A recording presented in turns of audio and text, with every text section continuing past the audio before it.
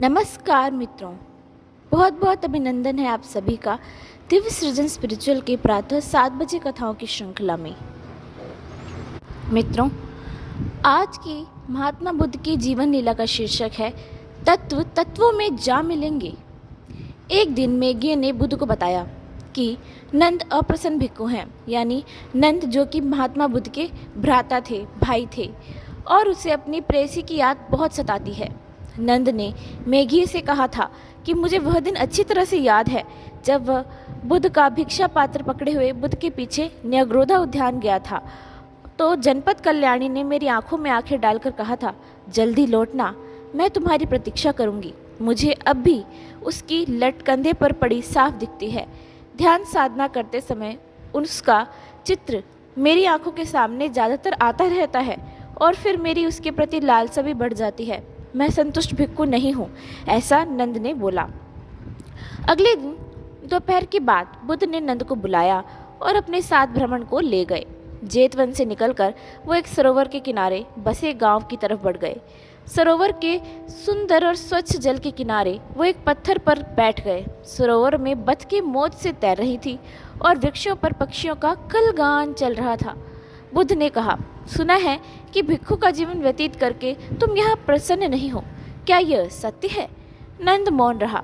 एक क्षण के बाद बुद्ध ने पूछा, क्या तुम कपिलवस्तु लौटकर राज सिंहासन पर बैठने को तैयार हो? नंद ने तुरंत उत्तर दिया, नहीं नहीं, मैं सबसे कह चुका हूँ कि राजनीति मुझे पसंद नहीं। मैं जानता हूँ कि राज्य का शासन संभालने की मुझ में क्षमता नहीं है। मैं अगला राजा बनना नहीं चाहता। तब तुम भिक्खु बनकर अप्रसन्न क्यों हो मित्र? नंद चुप रहा। तो बुद्ध ने पूछा, क्या तुम्हें कल्याणी की बहुत याद आती है? नंद शर्माया किंतु चुप ही रहा। बुद्ध ने कहा, नंद, कौशल में अनेक युवतियां कल्याणी के समान सुंदर हैं। महाराज प्रसेनजित के महल में आयोजित समारोह की तुम्हें याद है? क्या तुमने वहां देखा कि कोई युवती कल्याणी जैसी सुंदर है? नंद ने स्वीकार किया, यहाँ कल्याणी सरीखी युवतियां हो सकती हैं, लेकिन मैं तो कल्याणी को ही चाहता हूँ। इस जीवन में बस एक ही कल्याणी है। नंद, अध्यात्म साधना में मोह एक बड़ी बाधा होती है। स्त्री का शारीरिक सौंदर्य उसी तरह समाप्त हो जाता है जैसे गुलाब के फूल का सौंदर्य। तुम जानते हो, सभी पदार्थ अनित्य हैं। तुम सबकी अनित्य प्रकृति को समझो। उधर देखो, कहकर बुद्ध ने एक बुढ़िया की ओर संकेत किया जो लाठी के सहारे झुकी कमर से बांस का पुल पार कर रही थी। उसका चेहरा झुर्रियों से भरा हुआ था। वो वृद्ध महिला कभी सुंदरी रही होगी। समय बीतने के साथ कल्याणी का सौंदर्य भी क्षीण हो जाएगा। इस समय तुम आत्म जागृति के मार्ग पर चलकर इस जन्म और आने वाले जन्मों के लिए शांति और आनंद की प्राप्ति कर सकते हो। नंद ने बीच में ही बुद्ध को रोककर कहा, अब कृपया आगे कुछ मत कहिए। मैं समझ गया कि आप क्या कहने का प्रयास कर रहे हैं। मैं पूर्ण मनोयोग के साथ अब अपनी साधना में लगूंगा। छोटे भाई को देखकर बुद्ध मुस्कुराए और बोले, प्राणायाम की ओर विशेष ध्यान दो। अपने शरीर, भावनाओं, मन की प्रवृत्तियों, चेतना और चेतना के विषयों पर अपने चित्त का ध्यान केंद्रित करो। अंतर्मुखी होकर जगत के समस्त प्रसार की, जन्म, वृद्धि, धीरे धीरे क्षरण की प्रक्रिया का मनन करो और अपने शरीर, आशा, अपेक्षाओं, चित्त और चित्त के विषयों को समझो। यदि कोई बात समझ में ना आए तो मेरे पास या सारिपुत्र के पास आकर उनका निराकरण कर लो। नंद, स्मरण रखो कि आत्म मुक्ति से जो आनंद प्राप्त होता है वह सच्चा अखंड आनंद है। वह आनंद कभी नष्ट नहीं होता। उस आनंद की प्राप्ति की आकांक्षा करो। अंधेरा हो चला था। अब तो नंद और बुद्ध उठकर विहार की ओर चल पड़े। जेतवन में सुदृढ़ और स्थायी विहार बन गया था और वहाँ भिक्षुओं की संख्या 500 से अधिक हो गई थी। आगामी वर्षा प्रवास बुद्ध ने वैशाली में बिताया, जहाँ लिच्छवी राजकुमारों ने महावन को विहार में परिवर्तित कर दिया था। वहाँ 2 मंजिला धर्म कक्ष बना दिया गया था जिसका नाम उन्होंने कूटागार रखा था। साल वृक्षों के वन में चारों ओर छोटे छोटे आवास बना दिए गए थे। ये राजकुमार बुद्ध के वर्षा प्रवास के आतिथेय थे, जिसमें आम्रपाली ने भी मुक्त हस्त से सहयोग दिया था, यानी खुले हाथों से सहयोग दिया था। मगध और शाक्य राज्यों के भिक्खु बड़ी संख्या में यहाँ बुद्ध के साथ वर्षा प्रवास बिताने आए थे, जिनकी संख्या 600 थी। बुद्ध की देशना प्राप्त करने के लिए उपासक भी आए थे, जो भिक्षुओं के लिए भोजन जुटाते और बुद्ध की देशना सुना करते थे। वर्षा प्रवास की समाप्ति पर एक दिन बुद्ध को सूचना मिली कि राजा शुद्धोदन कपिलवस्तु में मृत्युशैया पर है, यानी कि अभी वो बहुत ही जीर्ण शीर्ण हालत में है। राजा ने कुमार महानाम को बुद्ध को बुला लाने के लिए भेजा था, ताकि वे अपने पुत्र को अंतिम समय में देख सके। महानाम के विशेष अनुरोध पर बुद्ध रथ पर सवार होकर चलने के लिए तैयार हो गए, जिससे यात्रा में समय बचाया जा सके। अनिरुद्ध, नंद, आनंद और राहुल भी साथ गए। वे लोग इतनी शीघ्रता में रवाना हुए कि लिच्छवी राजकुमार और आम्रपाली भी उन्हें विदा न कर सके। उनके जाने के बाद शाक्य वंश के 4 राजकुमार 200 भिक्षुओं के साथ कपिलवस्तु के लिए पैदल चल पड़े। वे बुद्ध के पिता के संस्कार में सम्मिलित होना चाहते थे। राज परिवार बुद्ध को महल के बाहर ही मिला। महाप्रजापति उन्हें तुरंत राजा के कक्ष में ले गईं। जब राजा ने बुद्ध को देखा तो उन्हें पीले जरा जीर्ण चेहरे पर उनके चमक आ गई। अचानक से उनका चेहरा जो था वो खिल उठा। बुद्ध राजा के समीप बैठ गए और राजा का हाथ अपने हाथ में ले लिया। राजा की आयु 82 वर्ष की हो गई थी और कृष्यकाश का हो चुके थे, यानी एकदम सूख कर तिल्ली जैसे हो गए थे वो। बुद्ध ने कहा, पिताजी आराम से धीरे धीरे श्वास लीजिए, मुस्कुराइए। इस समय आपकी श्वास में मूल्यवान कुछ भी नहीं है। नंद, आनंद, राहुल, अनिरुद्ध और मैं स्वयं आपकी श्वास के साथ श्वास लेंगे। राजा ने उन सभी की ओर देखा और मुस्कुराकर श्वसन प्रक्रिया पर चित्त केंद्रित किया। कोई भी रोने की हिम्मत नहीं कर सका। एक क्षण बाद राजा ने बुद्ध की ओर देखकर कहा, मैंने स्पष्ट रूप से जीवन की अनित्यता देख ली है। यदि व्यक्ति को आनंद चाहिए तो उसे इच्छाओं भरा जीवन त्याग देना चाहिए। सादगी और मुक्त जीवन जीने से ही आनंद पाना संभव है। रानी गौतमी ने बताया कि पिछले महीने से राजा सादगी भरा जीवन बिता रहे थे। उन्होंने आपकी शिक्षाओं को पूर्णतः अपना लिया था। तुम्हारी देशना से हम सबके जीवन में आमूल परिवर्तन आ गया है। राजा का हाथ थामे थामे ही बुद्ध ने कहा, आप मुझ पर, नंद और राहुल पर गहरी दृष्टि डालिए। गवाक्ष के बाहर हिलती शाखाओं को देखिए। जीवन चक्र चलता ही रहता है। इसी प्रकार आप भी मेरे, नंद, राहुल और सभी प्राणियों के माध्यम से जीवित रहेंगे। शरीर तो 4 तत्वों से मिलकर बनता है। ये तत्व अंततः विस्खल हो जाते हैं, यानी अलग अलग हो जाते हैं और फिर सम्मिलित होते हैं और इकट्ठे हो जाते हैं। पिताजी, ये मत सोचिए कि शरीर के ना रहने से जीवन और मरण हमें बांध सकेंगे। राहुल का शरीर भी आपका ही है। उन्होंने राहुल को संकेत किया। वो राजा का दूसरा हाथ पकड़ ले। मृत्युशैया पर लेटे राजा के मुख पर प्रेम में मुस्कान उभर आई। वह बुद्ध के शब्दों का अर्थ समझ गए थे और मृत्यु से तनिक भी भयभीत नहीं थे। राजा के जो मंत्री थे और परामर्शदाता वहाँ सब उपस्थित थे। उनको अपने पास आने का संकेत करते राजा ने मंद स्वर से कहा, अपने शासनकाल में मैंने निश्चित ही आप लोगों को कष्ट दिए हैं और त्रुटियां भी की हैं। मरने से पूर्व मैं आपसे क्षमा चाहता हूँ। मंत्री और परामर्शदाता अपने आंसू रोक नहीं सके। महानाम ने राजा की शैया के समीप घुटनों के बल बैठकर कहा, महामहिम, आप तो दयावान और न्यायप्रिय शासक रहे हैं। यह कोई भी आपके व्यवहार में त्रुटि नहीं निकाल सकता। मेरी विनम्र इच्छा है कि नंद भिक्षु जीवन त्याग कर कपिलवस्तु आए जाएं और सिंहासन पर बैठे। आपके पुत्र को राज सिंहासन पर बैठा दिखाकर सभी प्रजाजन प्रसन्न होंगे। नंद ने अपनी रक्षा की दृष्टि से बुद्ध की ओर देखा। गौतमी भी बुद्ध की ओर देखने लगी। बुद्ध शांत भाव से बोले, पिताजी और मंत्री वर्ग, कृपया मुझे अपने विचार प्रकट करने का अवसर प्रदान करें। राजनीतिक शासन बनने की ना तो नंद में इच्छा है और ना योग्यता। इसके लिए उसे अभी अनेक वर्षों तक अध्यात्म साधना करने की आवश्यकता है। मेरे विचार से राजकुमार महानाम राजा बनने के लिए सर्वथा उपयुक्त हैं। वह बुद्धिमान है, प्रतिभाशाली हैं और बीते 6 वर्षों से राज्य के प्रमुख परामर्शदाता रहे हैं। राज परिवार और प्रजाजनों की ओर से मैं राजकुमार महानाम को यह कठिन उत्तरदायित्व संभालने का अनुरोध करता हूँ। महानाम ने हाथ जोड़े और कहा कि मुझ में राजा बनने की प्रतिभा नहीं है।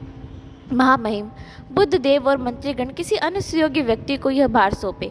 अन्य मंत्रियों ने बुद्ध के सुझाव को समर्थन करते हुए कहा। राजा ने भी स्वीकृति दे दी और महानाम को अपने समीप बुलाया। महानाम का हाथ पकड़कर बोले, सभी को तुम पर भरोसा है।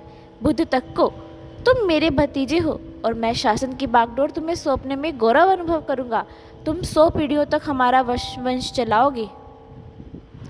राजा की इच्छा के आगे महानाम नतमस्तक हो गए। राजा को इससे बड़ी प्रसन्नता हुई और बोले, अब मैं शांति से अपनी आंखें मूंद सकता हूँ। यह संसार छोड़ने से पहले बुद्ध को भी देख लिया। मेरे मन में ना किसी के लिए मोह है, ना खेद और ना अमर्ष। मुझे आशा है कि बुद्ध कुछ दिनों कपिलवस्तु में ही रुकेंगे, जिससे महानाम को अपने शासन के आरंभिक काल में सहायता मिले। बुद्ध की कृपा से तुम्हारा वंश 100 पीढ़ियों तक चलेगा। राजा का स्वर मंद पड़ता चला गया। बुद्ध ने कहा, महानाम को जितने समय मेरी आवश्यकता होगी मैं यहाँ रुकूंगा। राजा के ओठों पर क्षीण मुस्कान आई, किंतु उनकी आंखें प्रकाश से जगमगा रही थी। उन्होंने अपनी आंखें बंद की और संसार से विदा ली। रानी गौतमी और यशोधरा रोने लगी। मंत्री भी दुख से सुबक रहे थे। बुद्ध ने राजा का हाथ मोड़कर छाती पर रख दिया और सभी को चुप होने का संकेत किया।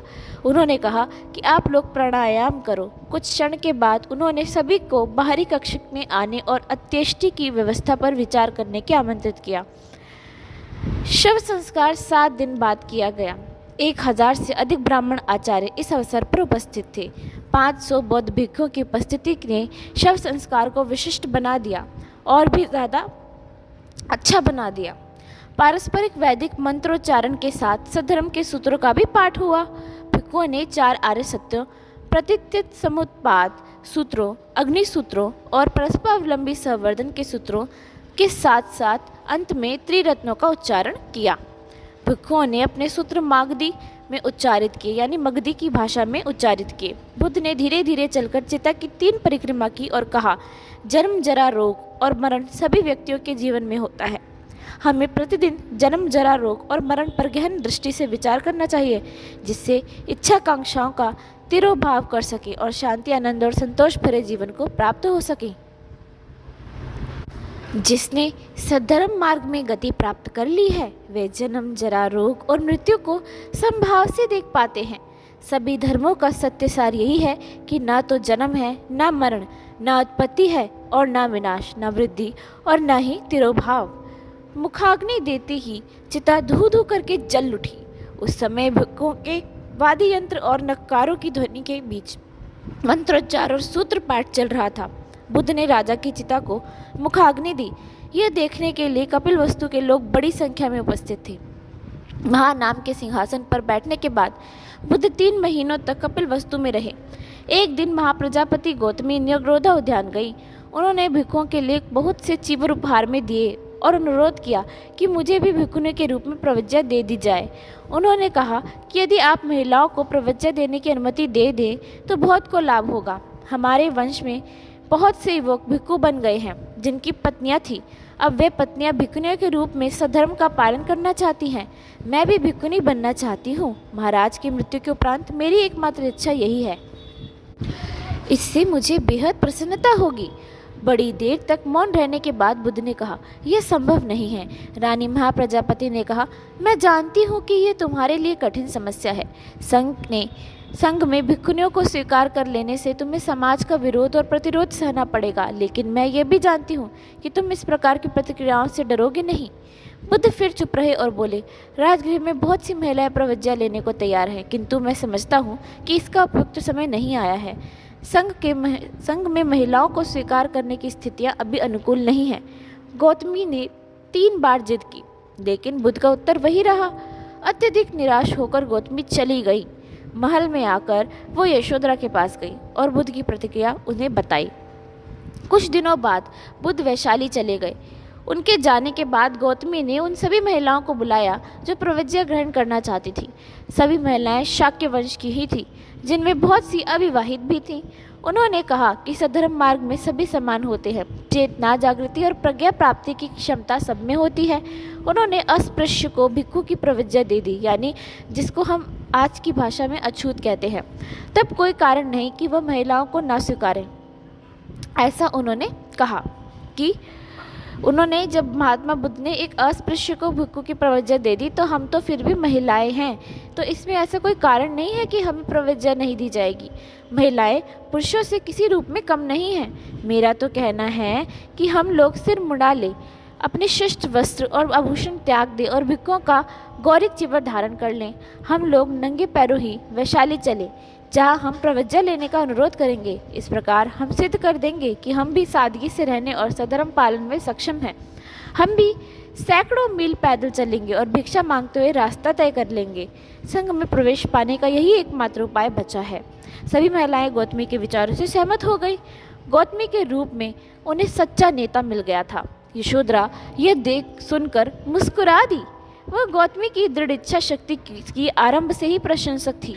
गौतमी ऐसी महिला थी जो किसी बाधा में आने पर मार्ग से हट नहीं सकती थी। महिलाओं में ने रवाना होने की तिथि भी तय कर ली। गौतमी ने यशोधरा से कहा, यशोधरा, सर्वोत्तम तो यही होगा कि तुम अभी हमारे साथ ना चलो। स्थिति जब सामान्य हो जाएगी और हमें अपने प्रयास में सफलता मिल जाएगी तो तुम कभी भी आ सकती हो। सभी कुछ समझकर यशोधरा मुस्कुरा दी। तो दोस्तों, यह तो थी आज की महात्मा बुद्ध की जीवन लीला। अगले जीवन लीला में हम ये जानेंगे कि किस प्रकार संघ के द्वार खुलते हैं और महारानी जो मुहिम गौतमी हैं वो किस प्रकार से संघ में प्रवज्ञा धारण करती हैं और बाकी लोगों का भी उद्धार करती हैं। तब तक के लिए आप सभी को बहुत बहुत धन्यवाद।